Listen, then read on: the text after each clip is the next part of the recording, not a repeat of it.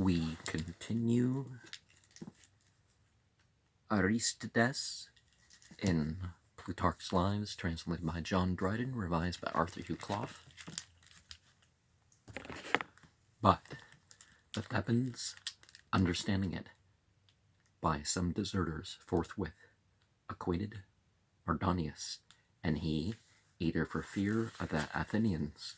or a desire to engage the Lacedaemonians, marched over his Persians to the other wing and commanded the Greeks of his party to be posted opposite to the Athenians. But this change was observed on the other side, and Pausanias, wheeling about again, ranged himself on the right, and Mardonius also, as the first, took the left wing over against the Lacedaemonians. So the day passed without action. After this, the Greeks determined in council to remove their camp some distance, to possess themselves of a place convenient for watering, because the springs near them were polluted and destroyed by the barbarian cavalry. But night being come, and the captains setting out towards the place designed for their camping, the soldiers were not very ready to follow and keep in a body, but as soon as they had quitted their first entrenchments, made towards the city of Plataea, and there was much tumult and disorder as they dispersed to various quarters, and proceeded to pitch their tents. The Lacedaemonians, against their will, had fortune to be left by the rest, for among Aristides, a brave and daring man, who had been long burning with desire of the fight, and resented their many lingerings and delays, calling the removal of the camp a mere running away and flight, protesting he would not desert his post, but would there remain with his company and sustain the charge of Mardonius. And when Pausanias came to him and told him he did not do these things by the common vote and determination of the Greeks, Amum Favretas, taking up a great stone and flinging it at Pausanias' feet, and by this token, said he, do I give my suffrage for the battle, nor have I any concern with the cowardly consultations and decrees of other men. Pausanias, not knowing what to do in the present juncture, said to the Athenians, who were drawing off, to stay to accompany him, and so he himself set off with the rest of the army for Plataea, hoping thus to make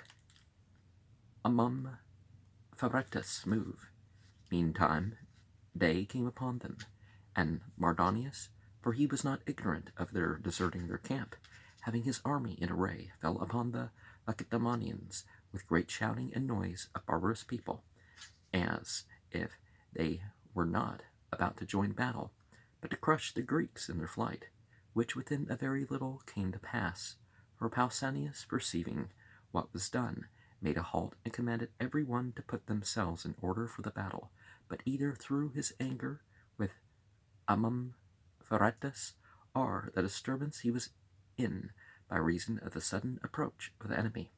he forgot to give the signal to the Greeks in general, whence it was that they did not come in immediately or in a body to their assistance, but by small companies and straggling. When the flight was already begun, Pausanias, offering sacrifice, could not procure favorable omens, and so commanded the Lacedaemonians, setting down their shields at their feet, to abide quietly and attend his directions, making no resistance to any of their enemies. Now, what you're going to do, your beliefs upon it and your actions following any matter, divination or whatever, it's up to you. So something happens, something doesn't happen, you're going to say, see? It's a good or bad sign by your own choice. But, taking omens per se that way, divination really a way to inform yourself, connecting it spiritually, of course, but... And he, sacrificing again a second time, the horse charged, and some of the Lacedaemonians were wounded. And of course, I wouldn't recommend every method of divination, of course. At this time, also, Callicrates who, we are told, was the most comely man in the army, being shot with an arrow, and upon the point of expiring, said that he lamented not his death, for he came from home to lay down his life in the defense of Greece, but that he died without action. The case was indeed hard, and the forbearance of the men wonderful, for they let the enemy charge without repelling them, and expecting their proper opportunity from those that they consider to be gods and goddesses, and their general, suffered themselves to be wounded and slain in the ranks. And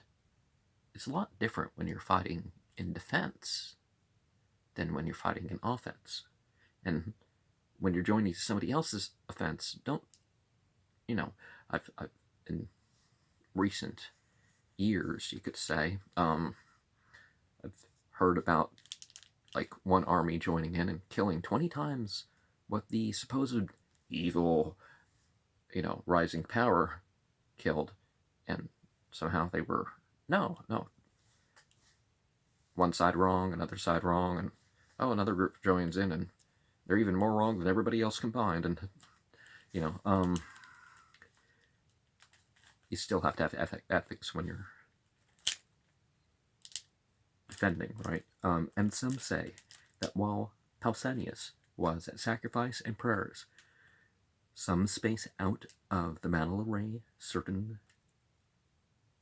Lydians, falling suddenly upon him, plundered and scattered the sacrifice, and that Pausanias and his company, having no arms, beat them with staves and whips, and that, in imitation of this attack, the whipping the boys about the altar, and after it, the Lydian procession, are to this day practiced in Sparta. Well, when you're going to institute corporal punishment, perhaps you can, instruct them religiously. But you kind of don't want to carry it out in the house of worship itself. Pausanias, therefore, being troubled at these things, while the priests went on offering one sacrifice after another, turns himself towards the temple with tears in his eyes, and lifting up his hands to heaven, besought Juno of Kithaeron and the other tutelar entities of the Plataeans, if it were not in the fates for the Greeks to obtain the victory, that they might not perish without performing some remarkable thing, and by their actions demonstrating to their enemies that they waged war with men of courage and soldiers, while Pausanias was thus in the act of supplication, the sacrifices appeared propitious, and the soothsayers foretold victory, the word being given,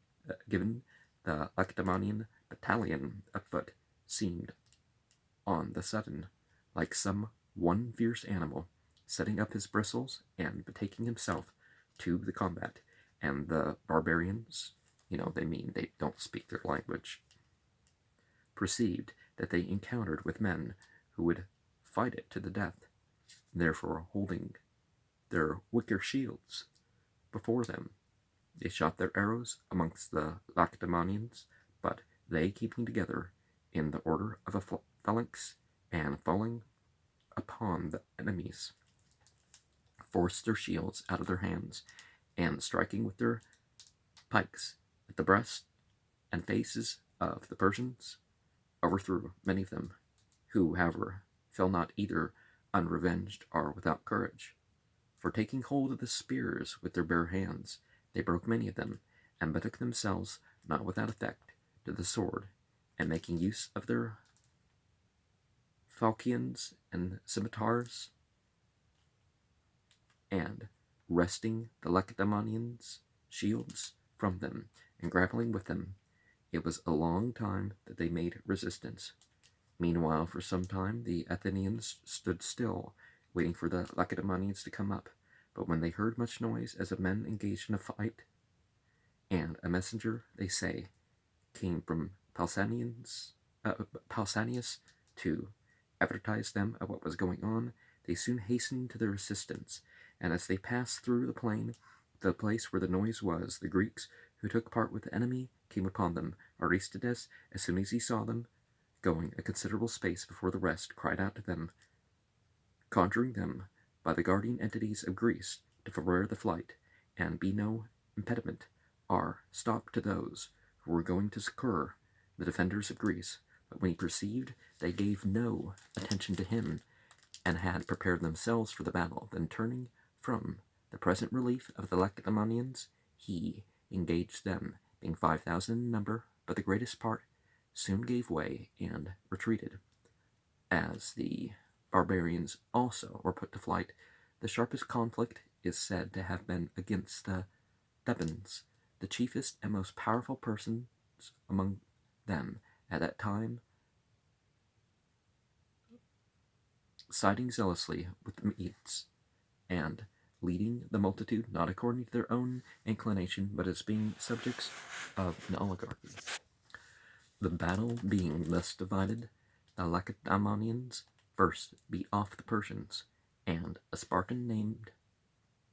Arimnestus slew Mardonius by a blow on the head with a stone, as the oracle in the temple of Amphiaraus had foretold to him. Well, or gave him the idea, right?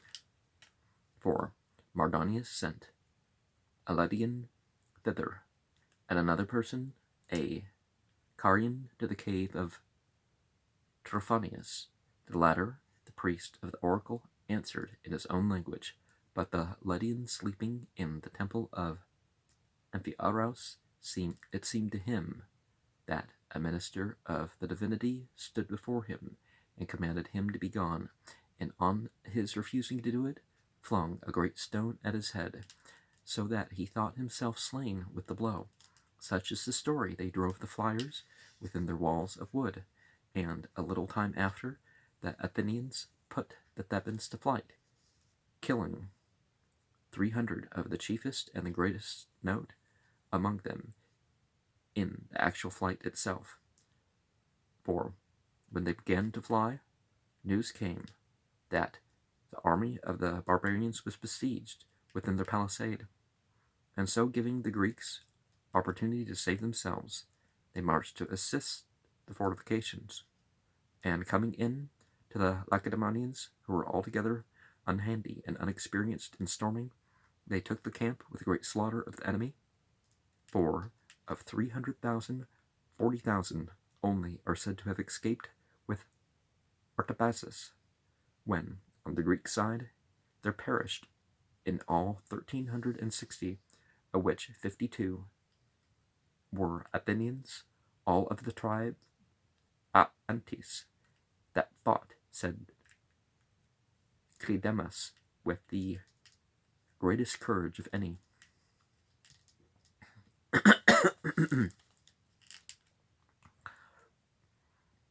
And for this reason, the men of this tribe used to offer sacrifice for the victory, as enjoined by the oracle, to the nymphs Sphragides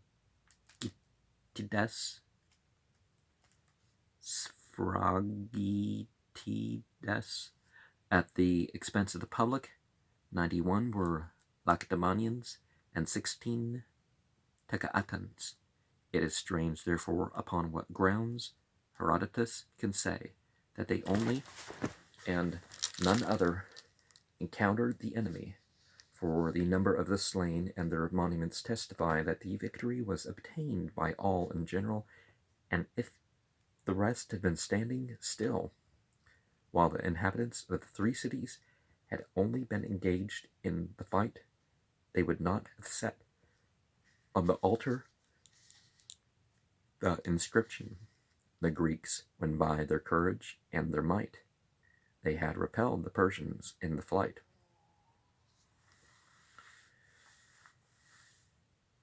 Stomach's saying eat. The Greeks won by their courage and their might. They had repelled the Persians in the fight. the common altar of freed Greece to be, reared this to Jupiter who guards the free. They fought this battle on the 4th day of the month, Boetromion, according to the Athenians, but according to the Boeotians, on the 27th of Panemus, on which day there is still a convention of the Greeks at Plataea, and the Plataeans still offer sacrifice for the victory to Jupiter of freedom. As for the difference of days, it is not to be wondered at, since even at the present time, when there is a far more accurate knowledge of astronomy, some begin the month at one time and some at another. Now, in the place of Jupiter as an entity, in northern Semitic polytheism, Yahweh kind of takes that place. And using that language and culture for a European polytheism, then you end up sometimes Saturn taking that place.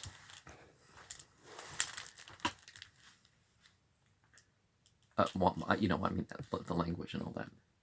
After this, the Athenians, not yielding the honor of the day to the Lacedaemonians,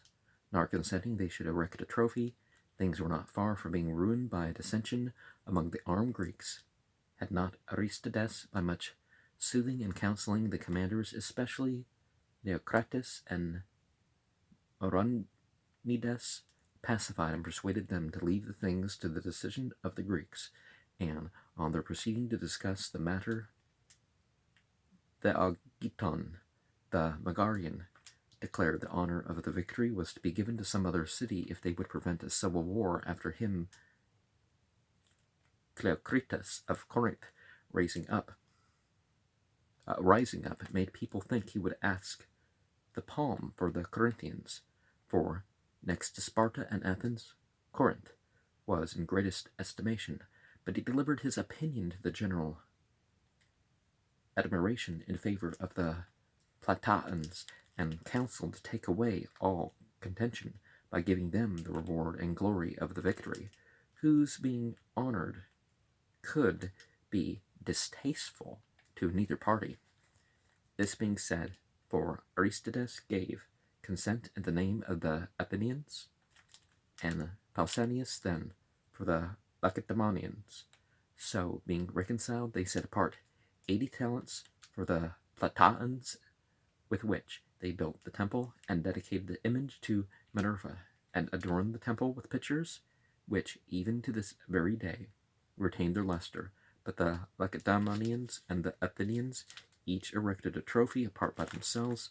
On their consulting the oracle about offering sacrifice, Apollo answered that they should dedicate an altar to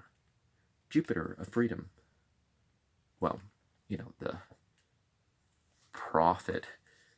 speaking for Apollo, of course, but should not sacrifice till they had extinguished the fires throughout the country, as having been defiled by the barbarians, and had kindled unpolluted fire at the common altar at Delphi. The magistrates of Greece therefore went forthwith and compelled such as had fire to put it out, and Euctus, a Plataean, promising to fetch fire with all possible speed from the altar of the entity, went to Delphi, and having sprinkled and purified his body, crowned himself with laurel, and taking the fire from the altar, ran back to Plataea, and got back there before sunset, performing in one day a journey of 1,000 furlongs, and saluting his fellow citizens and delivering them the fire, he immediately fell down, and in a short time after expired. But the Plataeans, taking him up, interred him in the temple of Diana Euclea, setting this inscription over him: Euctus ran to Delphi and back again in one day. Most people believe that Euclea is Diana, and call her by that name, but some say she was the daughter of Hercules by Myrto, the daughter of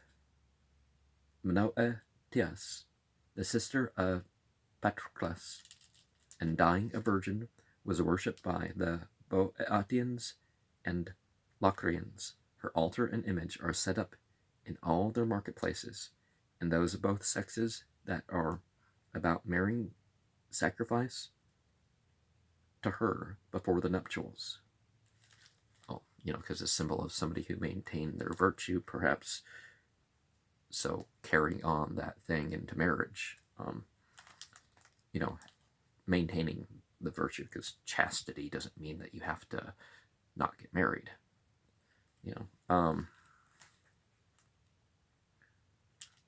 A general assembly of all the Greeks being called, Aristides proposed a decree that the deputies and religious representatives of the Greek states should assemble annually at Plataea, and every 5th year celebrate the Eleutheria, or games of fortune, and there should be a levy upon all Greece for the war against the barbarians of 10,000 spearmen, 1,000 horse, and 100 sail of ships, but the Plataeans to be exempt and sacred to the service of the entities offering sacrifice for the welfare of Greece. These things being ratified, the Plataeans undertook the performance of animal sacrifice to such as were slain and buried in that place, which they still perform in the following manner. On the 16th day of Macterion, with which the Boeotians is Alal Communis, they make their procession, which, beginning by break of day, is led by a trumpeter sounding for the onset. Then follow certain chariots loaded with myrrh and garlands, and then a black bull. Then come the young men of free birth, carrying libations of wine and milk in large 2-handed vessels, and jars of oil and precious ointments, none of servile condition being permitted to have any hand in this ministration, because the men died in defense of freedom. After all comes the chief magistrate of Plataea, for whom it is unlawful at other times either to touch iron or wear any other colored garment but white. At that time, apparelled in a purple robe, and taking a water pot out of the city record office, he proceeds, bearing a sword in his hand, through the middle of the town to the sepulchres. Then drawing water out of a spring, he washes and anoints the monuments, and sacrificing the bull upon a pile of wood, and making supplication to Jupiter Mercury of the earth, invites these valiant men who perished in the defense of Greece to the banquet and the libations of blood. After this, mixing a bowl of wine and pouring out for himself, he says, I drink to those who lost their lives for the liberty of Greece. These solemnities the Plataeans observe to this day. Aristides perceived that the Athenians, after their return into the city, were eager for a democracy, and deeming the people to deserve consideration on account of their valiant behavior, as also that it was a matter of difficulty, they being well armed, powerful, and full of spirit with their victories, to oppose them by force, he brought forward a decree that every one might share in the government, and the archons to be chosen out of the whole body of the Athenians. And on Themistocles telling the people and assembly that he had some advice for them, which could not be given in public, but was most important for the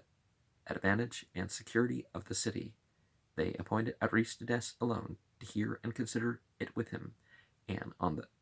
acquainting Aristides that his intent was to set fire to the arsenal of the Greeks, for that means should the Athenians become the supreme masters of all Greece, Aristides, returning to the assembly, told them that nothing was more advantageous than what Themistocles designed, and nothing more unjust. The Athenians, hearing this, gave Themistocles order to desist. Such was the love of justice felt by the people, when such the credit and confidence they reposed in Aristides, being sent in joint commission with Cimon to the war. I don't know the Greek spelling of these things. He took notice that Pausanias and the other Spartan captains made themselves offensive by imperiousness and harshness to the Confederates, and being himself gentle and considerate with them, and by the courtesy and disinterested temper which Cimon, after his example, manifested in the expeditions, he stole away the chief command from the Lacedaemonians, either by weapons, ships, or horses, but by neither by weapons, ships, or horses, but by equity and wise policy. For the Athenians, being endured to the Greeks by the justice of Aristides, and by Cimon's moderation, the tyranny and selfishness of Pausanias rendered them yet more desirable. And one of how is it? But people could get seriously hurt forcing them to take part in one's. Oh, you must put out your fire. We won't, or die even. So that's not good policy. Those who want to take part in it, sure, let them. He, on all occasions, treated the commanders of the Confederates haughtily and roughly, and the common soldiers he punished with stripes. Are standing under the iron anchor for a whole day together, neither was it permitted for any to provide straw for themselves to lie on, or forage for their horses, or to come near the springs to water before the Spartans were furnished. But servants with whips drove away such as approached, and when Aristides once was about to complain and expostulate with the Pausanians, Pausanias, but servants with whips, and when Aristides once was about to complain and expostulate with Pausanias, he told him with an angry look that he was not at leisure, and gave no attention to him. The consequence was that the sea captains and the generals of the Greeks, in particular the Chians, Samians, and Lesbians, not what we mean nowadays by that term, right? Came to Aristides and requested him to be their general, and to receive the Confederates into his command, who had long desired to relinquish the Spartans and come over to the Athenians, but he answered that he saw both equity and necessity in what they said, but that their fidelity required the test of some action, the commission of which would make it impossible for the multitude to change their minds again, upon which Eliades the Samian and Anaxagoras of Chaos, conspiring together, ran in near Byzantium on Pausanias' galley, getting her between them as she was sailing before the rest. But when Pausanias, beholding them, arose up and furiously threatened soon to make them know that they had been endangering not his galley, but their own countries, they bid him go his way, and thank fortune that fought for him in Plataea, for hitherto, in reverence to that, the Greeks had forborne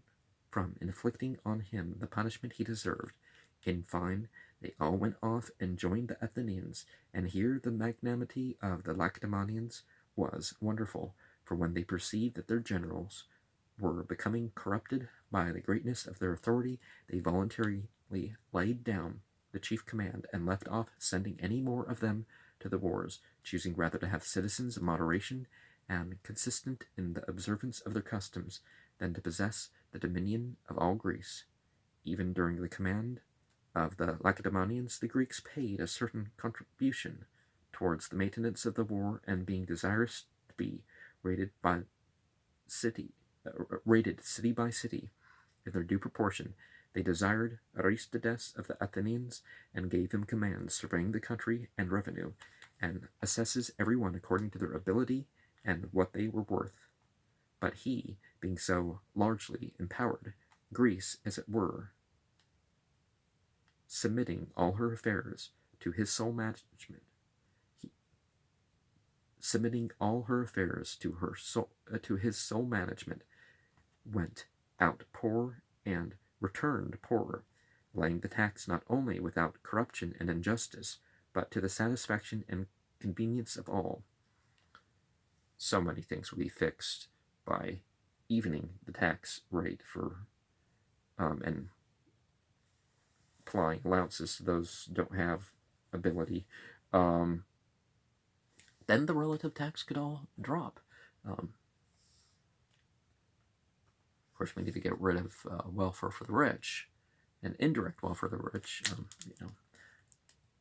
For as the ancients celebrated the age of Saturn, so did the Confederates of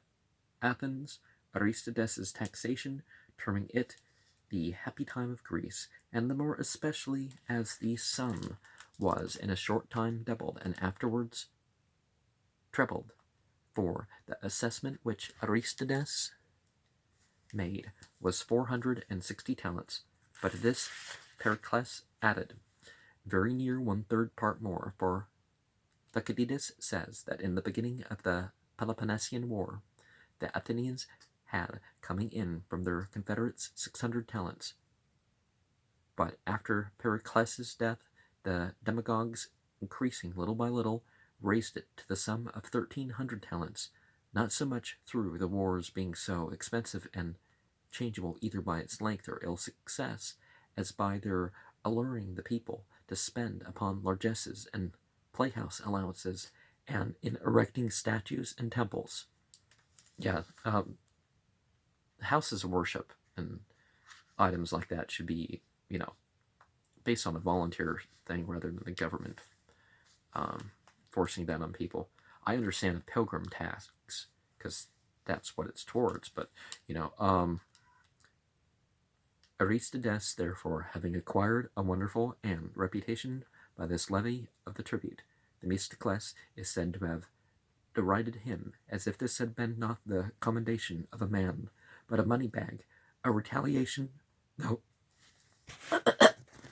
though not of the same kind, for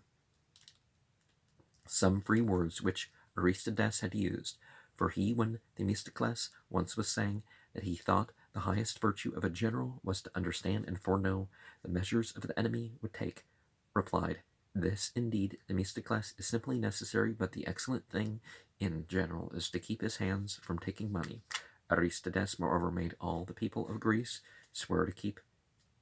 the league, and himself took the oath in the name of the Athenians, flinging wedges of red-hot iron into the sea, after curses against such as should make breach of their vow. But afterwards, it would seem, when these things were in such a state as constrained them to govern with a stronger hand, he bade the Athenians to throw the perjury upon him and manage affairs as convenience required, and in general, Theophrastus tells us that Aristides was, in his own private affairs and those of his fellow citizens, rigorously just, but that in public matters he acted often in accordance with his country's policy, which demanded sometimes not a little injustice. It is reported of him that he said in a debate upon the motion of the Samians for removing the treasure from Delos to Athens, contrary to the league, that the thing indeed was not just, but was expedient. In fine, having established the dominion of his city over so many people, he himself remained indigent.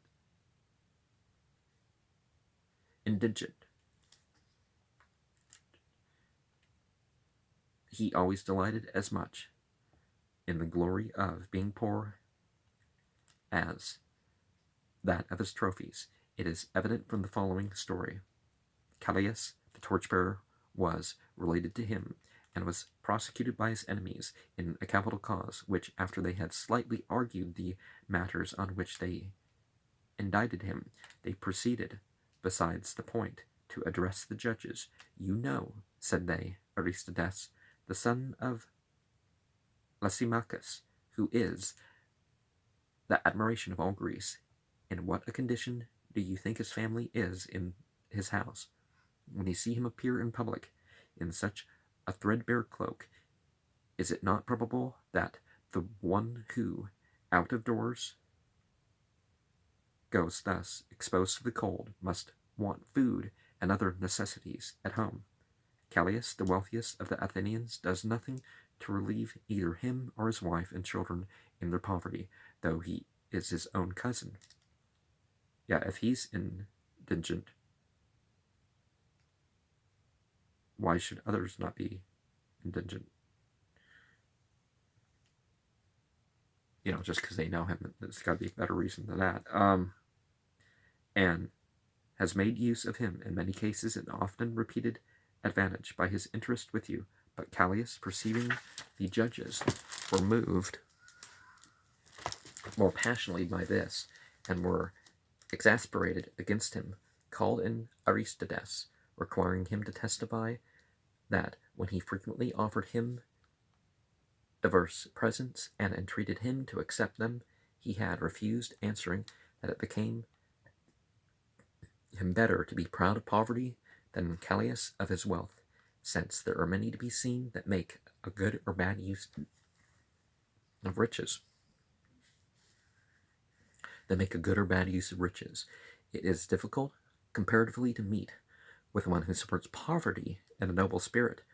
Those only should be ashamed of it who incurred it against their wills. On Aristides disposing these facts in favor of Callias, there was none who heard them that went not away, desirous rather to be poor like Aristides than rich as Callias. Thus Aeschines, the scholar of Socrates, writes, but Plato declares that of the greatest renowned men of the city of Athens, he was only worthy of consideration, for Themistocles, Cimon, and Pericles filled the city with porticos, treasure, and many other vain things, but Aristides